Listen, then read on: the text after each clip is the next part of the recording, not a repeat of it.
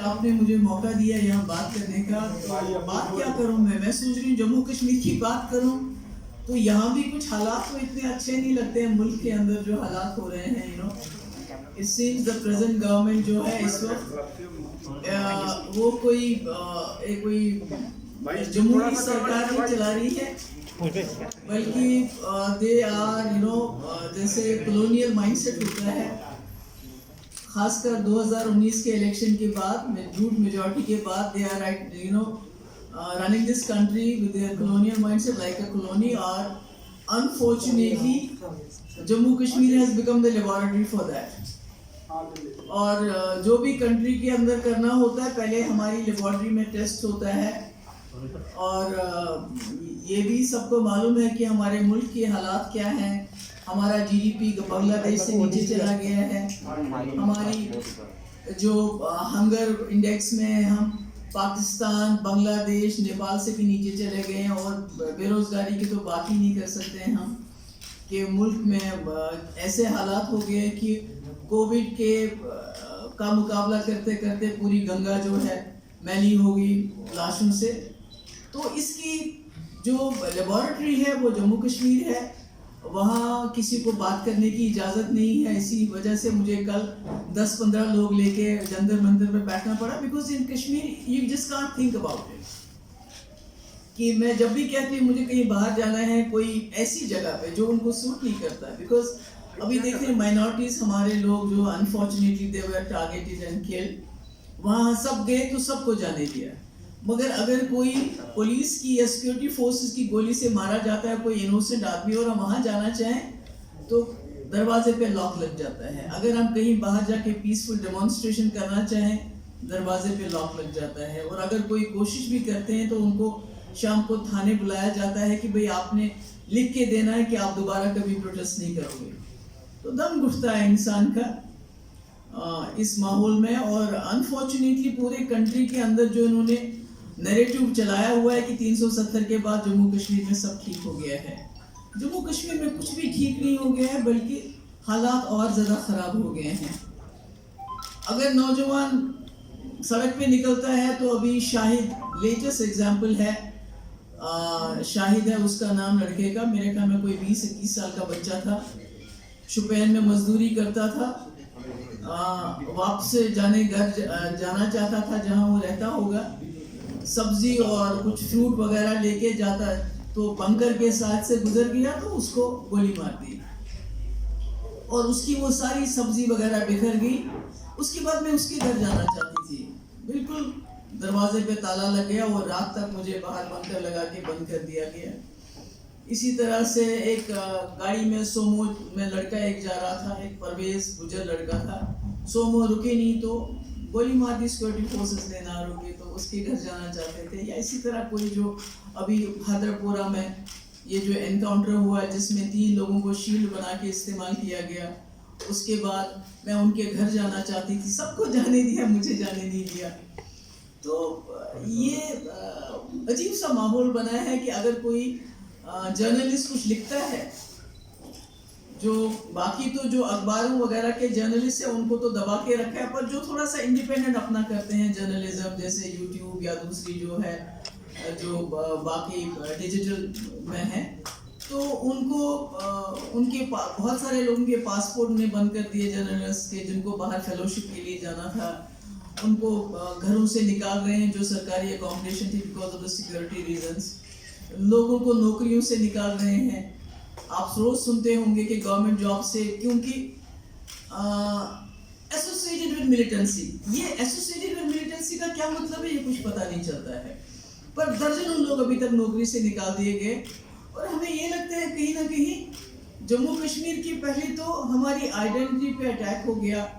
جو ہمارا 370-35A اس کو ان کانسٹیٹیوشنل طریقے سے لیا. ان کانسٹیٹیوشنل اس لیے میں کہہ رہی ہوں کہ ہمارا قانون ہے، ایک ملک کا قانون ہے کہ 370 کو صرف جموں کشمیر کی کانسٹیٹیوئنٹ اسمبلی نے صلاح دے کے اپنی مرضی دے کے وہ ہٹا سکتے تھے اور باقی اس کو کوئی نہیں ہٹا سکتا تھا. تو جس طرح ہم نے گورنر کو جموں کشمیر کی کانسٹیٹیوئنٹ اسمبلی بنایا اور اس کو ہماری جو they desecrated our own constitution and bulldozed it in the parliament, تو that was really something you know کہ وہ ہمارے میرے خیال میں ملک کی جو ہے ٹائم میں جو ہماری ہسٹری میں سب سے کالا دن تھا ڈیموکریسی کا, ہمارے کانسٹیٹیوشن کا. تو اس وقت جو جموں کشمیر میں ہو رہا ہے اچھا نہیں ہو رہا ہے. کبھی کبھی ہماری سڑکوں پہ اتنا خون بہتا ہے کہ بالٹی سے پانی کی بالٹی سے اس کو دھونا پڑتا ہے, اور یہ شاید کسی کو یقین نہیں ہوگا کیونکہ انفارچونیٹلی جو ہمارا میڈیا ہے, majority of the especially the print media, وہ وہی نیریٹو چلاتے ہیں جو رولنگ پارٹی ان سے چاہتی ہے. یہ کسی کو کوئی سوال کرتا ہے تو اس کو ٹکڑے ٹکڑے گینگ بولتے ہیں تو میڈیا ٹکڑے ٹکڑے گینگ بولتا ہے. کسی کو خالستانی بولتے ہیں فارم ہاؤس کو تو میڈیا خالستانی بولتا ہے. ہم کو پاکستانی بولتے ہیں تو میڈیا پاکستانی بولتا ہے. تو جموں کشمیر میں حالات اچھے نہیں ہیں. یہ کہتے ہیں وہاں پتھراؤ بند ہو گیا, وہاں ملیٹنسی کم ہو گئی ہے. ابھی ہمارے حال ہی میں ہماری مائنورٹیز ٹارگیٹ ہو گئے ہیں, اور اگر کسی کو تکلیف ہو, کھانسی ہو, اس کے منہ پہ آپ ٹیپ لگا دو, اس کے ہاتھ آپ بند کر دو, اس کو کھانسنے نہیں دو گے, بولو گے اس کی کھانسی بند ہوگی, تو اس کا مطلب یہ نہیں کہ بیماری ختم ہوگی, بیماری اور بڑھ جاتی ہے. اس لیے میں نے سوچا میں آپ کے ساتھ شیئر کروں, کیونکہ اس میں سب سے زیادہ جو اثر انداز ہوتی ہیں, افیکٹ ہوتی ہیں, that is the women folk.